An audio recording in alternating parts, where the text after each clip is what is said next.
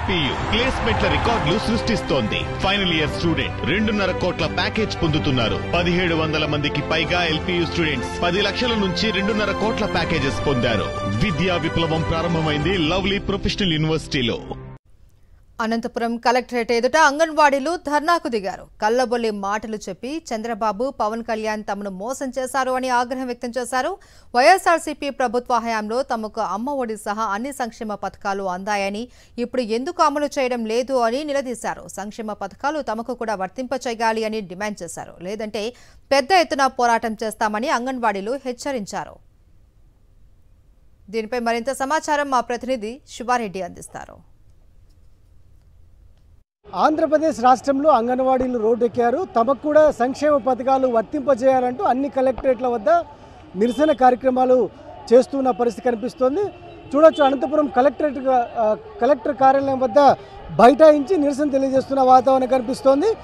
రాష్ట్ర ప్రభుత్వం అమలు చేస్తున్న సంక్షేమ పథకాలు తమకెందుకు వర్తింప చేయలేదంటూ పూర్తి స్థాయిలో నిరసన తెలియజేస్తున్న వాతావరణం కనిపిస్తోంది. దీంతో పాటు వారు ఎట్లాంటి డిమాండ్లను ప్రభుత్వం ముందు ఉంచుతున్నారో వారి మాటలను అడిగి తెలుసుకుందాం. ప్రధానంగా చెప్పండి అమ్మా, ఏ సమస్యలను ప్రభుత్వం ముందు ఉంచుతున్నారు? ప్రధానంగా ఇప్పుడు ప్రభుత్వం విడుదల చేసిన తల్లికి వందనం కావచ్చు, ఇతర సంక్షేమ పథకాలు కావచ్చు, మీకు డబ్బులు పడినాయా లేదా ఒకసారి చెప్పండి.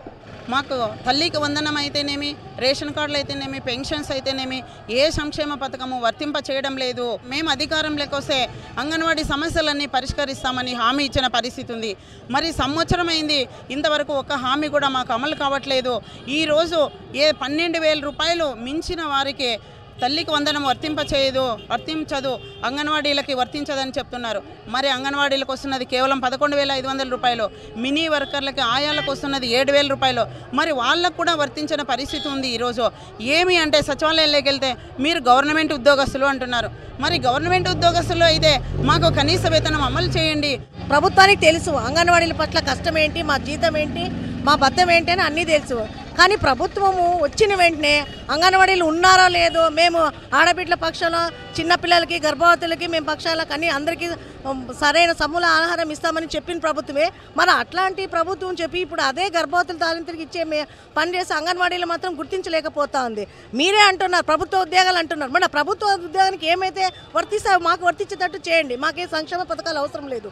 మనం ప్రభుత్వ ఉద్యోగాలే గుర్తించి ప్రభుత్వ ఉద్యోగం జీతం ఎంత ఇస్తారో అంత ఇవ్వండి అని ప్రభుత్వం డిమాండ్ చేస్తుంది. కాంట్రాక్ట్ ఉద్యోగులకు అందరూ కూడా 20,000 వేతనం వచ్చేటువంటి ఉద్యోగులకు అందరూ కూడా అన్ని రకాల సంక్షేమ పథకాలు మేమైతే కూటమి ప్రభుత్వం అమలు చేస్తున్న సూపర్ 6 అమలు చేస్తామని చెప్పేసి పెద్దబాబు చెప్పినాడు, చిన్నబాబు చెప్పినాడు, పవన్ కళ్యాణ్ చెప్పారు.